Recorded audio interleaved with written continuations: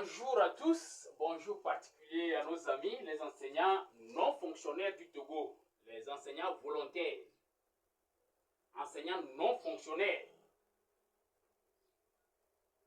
Nous avons ici au tableau le thème historique et statut actuel de la synergie des enseignants volontaires du Togo, le mouvement CEVT.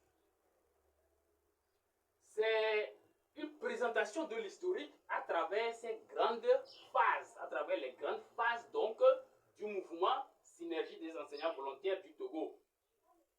C'est en même temps une mise au point et c'est suite à la réaction de certains qui, on dirait, sont décidés à ne rien comprendre.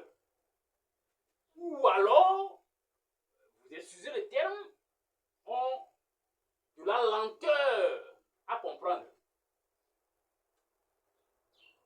Il est question de clarifier un certain nombre de choses pour savoir d'où on vient et où on va. D'abord, il faut signaler que moi qui suis en train de parler, strictement parlant, je ne suis pas volontaire. Dans la logique d'enseignant non fonctionnaire voulant faire carrière dans l'enseignement. Si moi j'interviens dans un lycée ou dans une école pour enseigner, c'est ma joie d'enseigner que je suis en train d'exprimer, que je suis en train d'assouvir. Et c'est quand mon programme annuel me permet de le faire. Est-ce que vous voyez? Et je n'ai pas eu l'intention de faire carrière dans l'enseignement.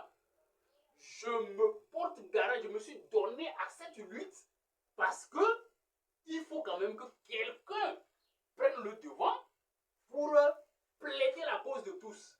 C'est tout. Alors, comment est-ce que ça a commencé? C'était au cours de l'année académique 2023-2024 où je m'étais donné de voler au secours du lycée de Tablibo qui avait un cruel besoin de professeur de philosophie. L'année a commencé quand l'inspecteur a exprimé ce cruel besoin-là. Alors j'ai analysé un peu mon emploi du temps. Je me dis, bon, je peux me lancer dans cette activité-là pour l'année en cours. Et c'est là que je me suis retrouvé au lycée de Tablibo en tant que professeur de philosophie. Malgré que je sois directeur de société, promoteur d'associations et bien d'autres choses. Je le dis pour que ceux qui pensent que j'ai besoin de cette lutte-là pour moi, ou bien que j'ai un intérêt dans ça là, pour qu'ils comprennent bien. Alors, on continue, on va à l'essentiel. Donc 2023, l'année scolaire 2023-2024, et ce fut à Tablibo, avec un groupe de 6 à 7 personnes, où l'on a discuté un peu de la situation non appréciable des EV. Suite à ça, on a fait un certain nombre de rencontres et tout et tout. Et il faut signaler que c'était l'année où l'on a annoncé le déploiement imminent de ceux-là qui ont réussi au concours de 2022, je crois.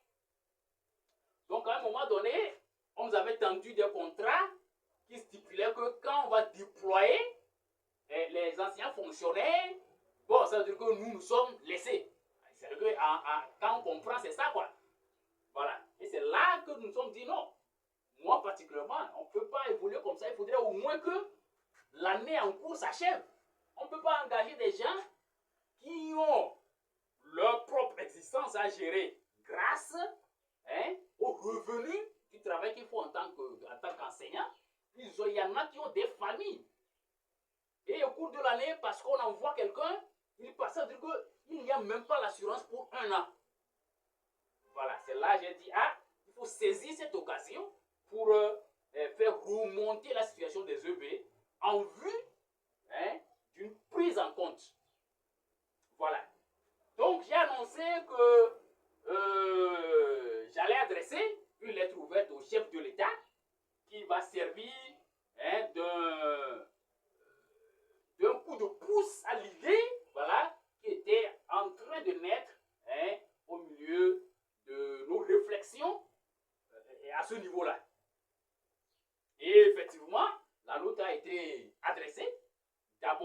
vaguement en décembre, puis en janvier, j'ai réorienté la note en question à la personne du président de la République, aujourd'hui président du Conseil, son Excellence Foresos Gnassingbé. Est-ce que vous voyez? Donc, c'est comme ça que la chose est née. Il faut le savoir. Bien. Il y a d'abord eu la période A, que j'ai intitulée Idées d'association, de syndicats, etc. Donc, comme mentionné dans la note ouverte, il était question de mobiliser les uns les autres, les œuvres sur toute l'étendue du territoire, du préscolaire jusqu'à, etc., etc., le public confessionnel, privé, tout ça là confondu. En tout cas, les enseignants non fonctionnaires. Nous rassemblons tout ça là dans EV. Est-ce que vous voyez?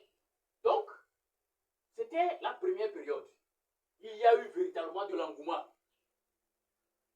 Chemin faisant, quand on a mis en place le groupe national, on a mis en place les groupes régionaux, on était en train de mettre en place les bureaux, que, bon, l'on a eu écho du fait qu'il y avait une association qui avait déçu, qui avait fait ci, qui avait ci. Bon, chacun racontait ce qu'il veut. Alors je me suis dit, ah, donc il existait une association des EV, puisque moi, j'ai enseigné en 2015 au lycée de Yokele à Palimé. Et depuis lors, en tout cas, jusqu'à 2019, 2018, 2017, 2018, 2018, 2019, où j'étais au lycée de Montien, je n'ai jamais entendu parler d'Anevoto, qui est l'association là, qui est l'association nationale des enseignants volontaires du Togo, quelque chose comme ça. Alors je me suis dit, on ne peut pas avoir une telle association, et puis on crée un autre mouvement ou association ou syndicat qui est lié aux mêmes personnes et qui a le même objectif. Il vaut mieux donc réveiller ceux-là qui dormaient naturellement, raison pour laquelle on ne les sentait pas et qui a fait voir le jour la synergie. Donc on est entré dans la période B avec l'idée de fusion. Voilà, l'idée de fusion avec Anevoto pour qu'on fasse route ensemble. Malheureusement, j'ai compris. Je dis j'ai compris parce qu'au départ, les gens disaient non, non, non, non, Anevoto n'est pas là pour les EV, Anevoto est politisé, Anevoto, bon, ça roule de façon, on ne comprend rien, soit. Mais je me suis dit que on ne peut pas se baser sur des imperfections du passé pour promouvoir les déchirures. Au contraire, allons au-delà de tout ça pour que l'on renaisse en tant qu'Anevoto renaît pour poursuivre maintenant les objectifs, pour être maintenant juste, pour être maintenant au service des EV. Bon, les gens ont dit non, non, non, non, non, et tout, certains s'étaient énervés même, ils se sont désolidarisés en ce moment-là et tout, mais bon, je me suis dit, on va évoluer pour le bon plaisir des uns des autres, mais il faut quand même qu'on soit sérieux dans ce qu'on fait. On ne va pas multiplier les mouvements comme ça, ou les organisations comme ça. Bien, maintenant que Anevoto s'est montré, ou bien Anevoto a confirmé la peur des uns des autres, autrement dit, la fusion n'a pas pu avoir lieu, il y a les références de tout ce que je suis en train de dire là. Il y a maintenant eu la période C, qui est une période de trouble identitaire. Qui vient de quoi? Qui vient du fait que, au départ, il était question d'évoluer, d'avoir les documents, tout ça là, pour être association ou syndicat légitimement constitué. À un moment donné, on s'est dit non, il y avait déjà Anevoto, donc on va évoluer avec Anevoto. Maintenant que Anevoto a été, entre guillemets, imperméable, Anevoto ne s'est pas ouvert à la collaboration. Bon, est-ce que finalement il faut revenir maintenant pour dire, ah, comme ils ne sont pas prêts à évoluer dans la transparence et le service réel des EV, alors, bon, l'on a abouti à une autre organisation, à un autre mouvement. Mais là, il va falloir qu'il y ait des pionniers qui tiennent à cela. Moi, n'étant pas EV, je ne peux pas être membre actif et faire partie du bureau d'un mouvement censé appartenir EV. Donc, il y a eu problème de qui sont ceux-là qui vont prendre le devant. Ça, c'est un. Et dans ce trouble-là, bon, peut-être à un niveau, à un moment donné, Anevoto aussi va se repositionner, va se restructurer, va comprendre l'importance de cette marche ensemble-là. Donc, bon, on a passé cette période de trouble identitaire jusqu'à un niveau donné où je me suis dit, attention, on risque de lancer un truc et puis ça reste en l'air comme ça. Alors, il faut quand même achever. Comment donc achever? Alors, cette lutte peut être menée en tant qu'individu qui s'associe maintenant les gens. Et là, cet individu n'a pas besoin d'être EV. Il peut être EV, il peut ne pas être EV.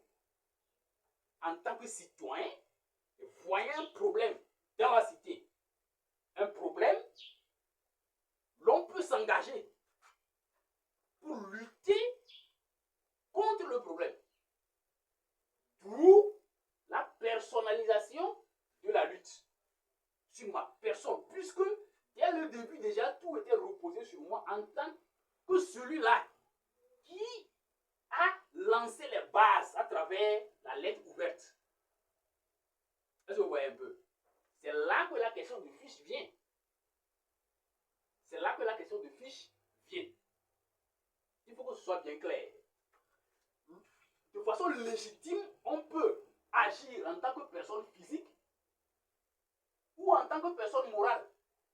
Et personne physique, la carte nationale d'identité est déjà suffisante, ou bien la naissance. En tant que personne morale, il faut le numéro d'immatriculation ou le décret d'enregistrement ou le certificat d'immatriculation, si c'est des coopératives, etc. Tout dépend du visage de l'organisation qu'on est en train de créer. Alors aujourd'hui, la synergie n'a pas de personnalité morale. Donc ne peut pas agir légitimement en tant que personne morale. Donc il n'y a pas autre chose que d'évoluer en tant que personne physique qui est donc moi, qui prend sur moi la question des EV. Et l'EV qui se retrouve dans la lutte que j'ai menée jusque-là et que je suis en train de mener, s'associe donc en remplissant la fiche. C'est ça la question de la fiche. Donc la fiche signifie quoi? Je suis citoyen togolais, je me retrouve dans la lutte pacifique que mène M. Adani, je me retrouve dans le plaidoyer, dans la plaidoirie, et je crois que j'ai un président capable de comprendre, capable de décider en ma faveur. Et je viens solliciter qu'il fasse quelque chose en ma faveur. Et je promets tel qu'on dit dans le plaidoyer. C'est pourquoi il faut bien lire. Il faut bien suivre, bien comprendre la plaidoirie là même avant de remplir la fiche. Donc c'est le sens de la fiche. Maintenant, dans tout ça, il faudrait que vous, en tant que VMENA, voyez comment faire en sorte que Anevoto soit à votre service. Une association ne peut pas porter votre nom, vous représente et ne vous sert pas. Ça n'a pas de sens. Ça veut dire que vous-même, vous avez failli quelque part. On dit chaque peuple mérite ses dirigeants. Et donc, si le petit noyau des EV n'arrive pas à être en bonne relation, en relation juste avec le noyau qui le dirige, n'arrive pas à faire en sorte que le noyau soit à son service, alors vous voyez qu'il y a un sérieux problème. Donc voilà, l'on s'engage pour ceux qui pensent que ça peut donner quelque chose de bien dans la logique du remplissage des fiches, et au même moment, l'on essaie de travailler les dirigeants d'Anevoto pour que l'on recadre vraiment cette association-là afin que ça puisse être au service de tous. Pendant ce temps, s'il y en a qui trouvent que non, il faut faire en sorte que la synergie devienne une association ou bien un syndicat et tout, vous pouvez le faire, mais sans moi. Je peux donner mon appui en termes de réflexion, tout ce que je peux, je vais le faire. Mais je ne peux pas prendre le devant que ça, ce soit clair. Je vous remercie.